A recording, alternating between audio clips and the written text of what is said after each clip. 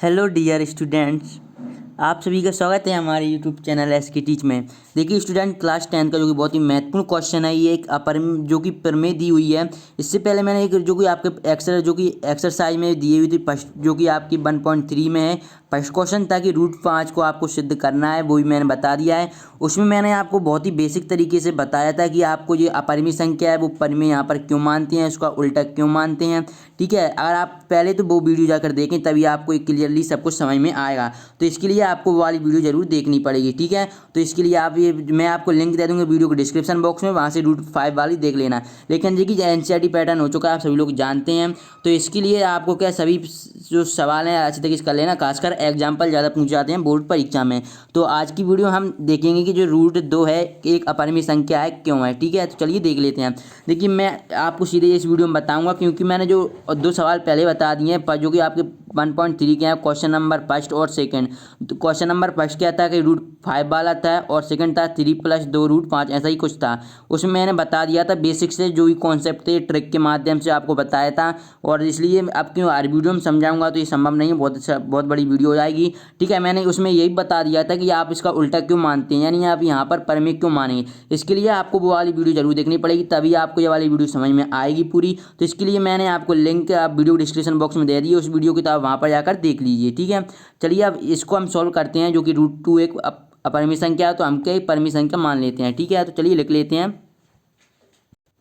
ठीक है फ्रेंड्स, तो ये मैंने लिख दिया है कि माना कि √2 एक परिमेय संख्या है। देखिए इसको समझने के लिए परिमेय संख्या क्यों माना है मैंने पहले ही बता दिया, लिंक आपको डिस्क्रिप्शन बॉक्स में दे दिया, आप पहले वो देख लीजिए वीडियो, तो आपको क्लियरली समझ में आ जाएगा। ठीक है, अब क्या देखिए परिमेय संख्या, तो इसलिए जब हमने इसे परिमेय संख्या माना तो क्या √2 इक्वल टू P/Q के रूप में लिख सकते हैं, क्योंकि ये परिमेय संख्या का मानक रूप ही P/Q के रूप में हम लिखते हैं इसे। ठीक है, ठीक है, अब यहाँ पर हमें ये जरूर ध्यान रखना है कि भाई यहाँ पर ये P एवं Q है क्या चीज़। P और Q जब तक आपको पता नहीं चलेगा तो आप ये सवाल नहीं समझ पाएंगे। और ठीक है, चलिए देख लेते हैं P एवं Q क्या है। ठीक है फ्रेंड्स, तो यहाँ पर ये P एवं Q क्या है। P एवं Q एक सहवाची संख्या है। ठीक है, क्या P एवं Q एक सहवाची संख्या है। मैं दोबारा से लिख देता हूँ, मिटल गया। P एवं Q सहवाची का मतलब है जो विभाजित ना हो। ये P एवं Q ऐसी संख्या है जो कि विभाजित ना हो, और Q is not equal to 0, यानी यहाँ पर जो भी कुछ भी मान आए Q का मान 0 नहीं होना चाहिए, उसे हम परिमेय संख्या बोलते हैं। ठीक है, अब ये बात ध्यान में रखना है, जैसे कि मैं आपको ये सॉल्व करके बता रहा हूँ। देखिए मैंने बेसिक जानकारी आपसे इससे पहली वीडियो में बता दी, और लिंक मैंने डिस्क्रिप्शन बॉक्स में दे दी है, तो आप जरूर चेक कर लीजिए, डिस्क्रिप्शन बॉक्स जरूर चेक कर लीजिए। ठीक है, क्योंकि तभी आपको पूरा समझ में आ जाएगा बेसिक कॉन्सेप्ट। फिर भी मैं इसमें आपको समझाने की पूरी कोशिश करूंगा इसमें भी। ठीक है, देखिए P/Q हमने मान लिया परिमेय संख्या, अब उल्टे इसका उल्टा मान लिया परिमेय संख्या। ठीक है, अब हम इसको सॉल्व करेंगे। ठीक है, तो चलिए देख लेते हैं। इसे क्या √2 है, √2 लिख दिया बराबर P/Q। ठीक है, इसे मैंने एक समीकरण 1 दे दिया। ठीक है, अब क्या करना है, हमें दोनों पक्षों को वर्ग कर लेते हैं। देखिए वैसे हम ये भी लिख सकते हैं कि समीकरण 1 का वर्ग करने पर वर्ग करेंगे दोनों पक्षों का। अब देखिए हम वर्ग क्यों कर रहे हैं, मेन बात तो आप ये ध्यान में दीजिए। वर्ग करने से हमें क्या मिल रहा है, कुछ मिल भी नहीं रहा और कुछ जा भी नहीं रहा, क्योंकि हम वर्ग करेंगे दोनों पक्षों का वर्ग करेंगे तो हमें कुछ जो है संख्या वही हमें प्राप्त होगी। लेकिन वर्ग क्यों कर रहे हैं, देखिए अब आप देखेंगे हमें जो यहाँ जो हमने जो कि अभी तक हमने जो सॉल्व किया है यहाँ तक जो संख्या, इससे हमें कुछ प्राप्त नहीं हो रहा है कि हम इसे आगे सॉल्व करें कि क्या करें। तो अगर हम यहाँ पर दोनों पक्षों को वर्ग करके देखते हैं, अगर कुछ अंक सॉल्व होता है तो आसानी से हम इस सवाल को सॉल्व कर सकते हैं। तो इसलिए हम क्या करेंगे, इसका दोनों पक्षों का वर्ग कर देंगे। तो आप आई होप कि आप समझ गए होंगे आसानी से। ठीक है, तो क्या मैं इन दोनों पक्षों का वर्ग कर देता हूँ। बहुत ही सिंपल क्वेश्चन है, बस आप थोड़ा सा समझ गए ना तो पूरा आप कर देंगे। ठीक है, तो मैं यहाँ पर लिख देता हूँ दोनों पक्षों का वर्ग करने पर। ठीक है, तो यहाँ पर दोनों पक्षों का वर्ग करेंगे। देखिए आप देख सकते हैं कि क्या √2 इक्वल टू P/Q है। तो चलिए यहाँ पर देख लेते हैं, तो क्या है √2 बराबर P/Q। ठीक है, दोनों पक्षों का वर्ग कर रहे हैं, आप देख सकते हैं यहाँ पर मैंने लिख भी दिया है दोनों पक्षों का वर्ग।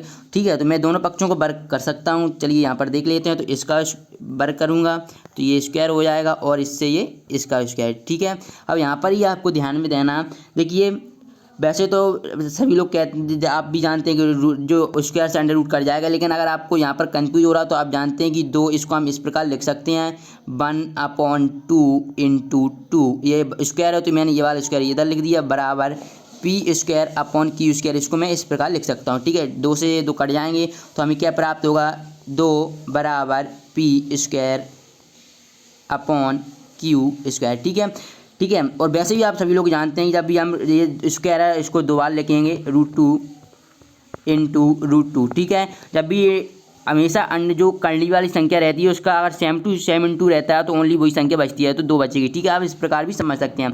बस समझने के लिए आपको थोड़ा बहुत नेक्स्ट सोचना चाहिए बस, और आप आसानी से कर सकते हैं। ठीक है, अब देखिए फ्रेंड्स ये 2 हैं, इसके हम देखिए आप सभी लोग जानते हैं कि हर में तो हमेशा एक संख्या रहती है, तो मैं यहाँ पर 1 लिख सकता हूँ। ठीक है, अब क्या मैं इसका त्रियक गुणा कर दूंगा, बिल्कुल त्रियक गुणा, तो क्या हो जाएगा, ये हो जाएगा 2q square equal to P square. ठीक है, अब यहाँ पर आपको देखना है बहुत ही, यहीं पर आपको थोड़ा सा समझना है, क्योंकि आप देखिए आप सभी लोग देखिए आप क्या हमें क्या आप लोगों ने क्या परिमेय संख्या माना है। ठीक है, परिमेय संख्या।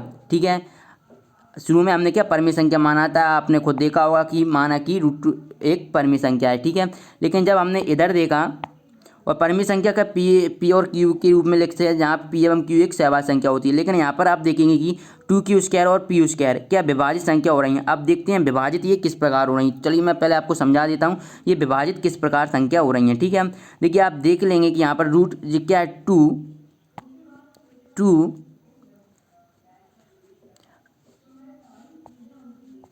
ठीक है, तो मैंने लिख लिया है 2q स्क्वायर बराबर पी स्क्वायर, जो कि यहाँ पर सेम टू सेम लिखा। अब मुझे देखिए पहले मैं आपको समझा दूँ कि ये विभाजित कैसे हो रही है। ठीक है, विभाजित, ठीक है, क्योंकि हमें जो क्या करना है, अपरिमेय संख्या सिद्ध करना है। हमने क्या पहले परिमेय संख्या को क्या माना था कि भाई ये p/q के रूप में है और सहभाज्य है, लेकिन यहाँ पर ये क्या ये दोनों विभाजित हो रही हैं, तो हमने जो कल्पना की थी वो हमारी कल्पना गलत सिद्ध हुई। तो इसलिए हम कह सकते हैं कि ये जो √2 एक अपरिमेय संख्या है। अब हमें इस देखिए आपको थोड़ा समझने के लिए मैं आपको बता दूँ अब ये विभाजित किस प्रकार हो रही है, ताकि आपको कॉन्सेप्ट बिल्कुल क्लियर होना चाहिए, थोड़ा बहुत भी आपको डाउट नहीं रहना चाहिए। ठीक है, चलिए देख लेते हैं क्या। आप देखिए अब आप समझ गए होंगे। ठीक है, देखिए 2q मान लीजिए मैंने ये 2 है। ठीक है, यहाँ पर ये 2 रहने देते हैं इंटू क्यू स्क्वायर की जगह मान लीजिए कोई भी संख्या है 4, मान लीजिए 4। ठीक है, अब स्क्वायर से कोई मतलब नहीं है हमारा, ओनली आपको ये ओनली ये अचर संख्या दिख रही है, सॉरी चर ये आपको दिख रही है, उन्हीं पर हम डिपेंड करेंगे। ठीक है, और पी की जगह मान लीजिए 8 है। ठीक है, अब आप यहाँ पर देखेंगे 4 का हम इसमें देखिए 4 दूनी 8, ये 2 बार डिवाइडेड हो रहा है, और 2 से भी ये 4 बार डिवाइड हो रहा है, यानी कि ये विभाजित हो रही है। लेकिन हमने क्या परिमेय संख्या माना था, परिमेय संख्या। ठीक है, आपने पिछले अभी देखा होगा परिमेय संख्या हमने सबसे पहले परिमेय ही माना था, तो यहाँ पर पी एवं क्यू क्या सहवाज होने चाहिए, यानी कि डिवाइड नहीं होना चाहिए। अतः जो हमने कल्पना की थी कि ये परिमेय संख्या हो, जब ये परिमेय संख्या ही नहीं हुई तो सीधी सी बात है अपरिमेय संख्या तो होगी। बस यही हमें थोड़ी डेफिनेशन भाषा अच्छी तरीके से लिखना है, क्योंकि जो एग्जामिनर है उसको अट्रैक्टिव लगना चाहिए भाषा, तभी वो आपको मार्किंग फुल देगा। वैसे भी आपने अन्य यूट्यूब चैनल पर देखा होगा तो उन्होंने और बड़ी भाषा में लिखाया होगा, लेकिन मैं आपको विश्वास दिलाता हूँ कि अगर आप इस प्रकार लिखेंगे तो आप पूरे मार्किंग कर सकते हैं, 4 के 4 अंक आपको मिलेंगे, क्योंकि मेरे खुद 10th में 95% बनी है। ठीक है, कि मेरे मैथमेटिक्स में 95 नंबर आए थे, ताकि आप देखिए 4 अंक इसमें मिल जाएंगे क्लियरली, आप बिल्कुल शंका बिल्कुल ना करें, फुल नंबर मिलेंगे 4 अंक। बस आपको थोड़ा और आगे क्या डेफिनेशन थोड़ी और अच्छी तरीके से समझाना है, तो किस प्रकार समझाएंगे वो आप अच्छी तरीके से देख लीजिए। ठीक है, तो क्या हो जाएगा ये 2q स्क्वायर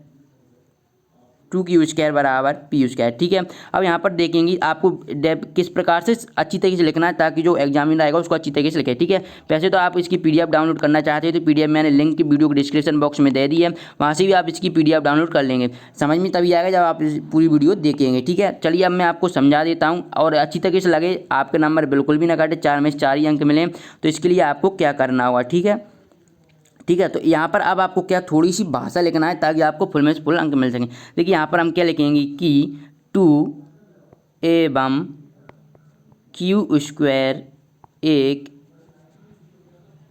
दूसरे के गुणज हैं। ठीक है, दिख रहा है इंटू में है तो ये गुणज हैं, जो ठीक है क्या जो पी स्क्वायर को विभाजित करते हैं। ठीक है, मैंने अभी आपको समझाया था एग्जाम्पल की मदद से, जो पी स्क्वायर को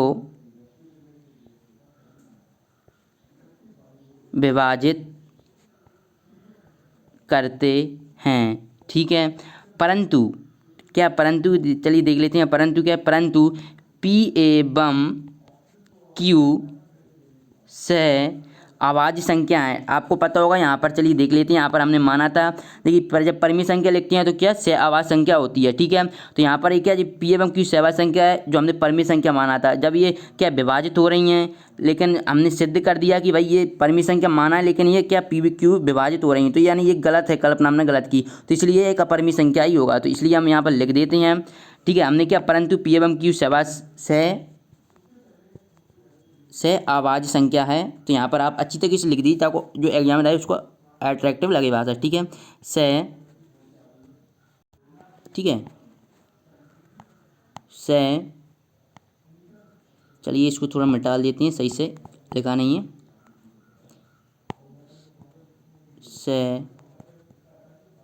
सहअभाज्य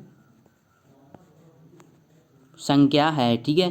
जबकि पी एवं क्यू सहअभाज्य संख्या है, अतः हम लिख सकते हैं, अतः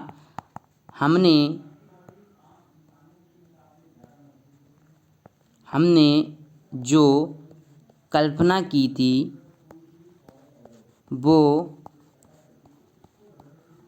गलत सिद्ध हुई, क्योंकि हमने जो माना था परिमेय संख्या, वो तो परिमेय संख्या निकली नहीं, इसलिए अपरिमेय संख्या होगी गलत। अब यहाँ पर आपको लिख देना है कि गलत सिद्ध हुई, ठीक है। गलत मैं भी लिख ही देता हूँ, ठीक है, आपको अच्छा लगे। गलत सिद्ध हुई, इसलिए हम कह सकते हैं कि इसलिए √2 एक अपरिमेय संख्या है, अपरिमेय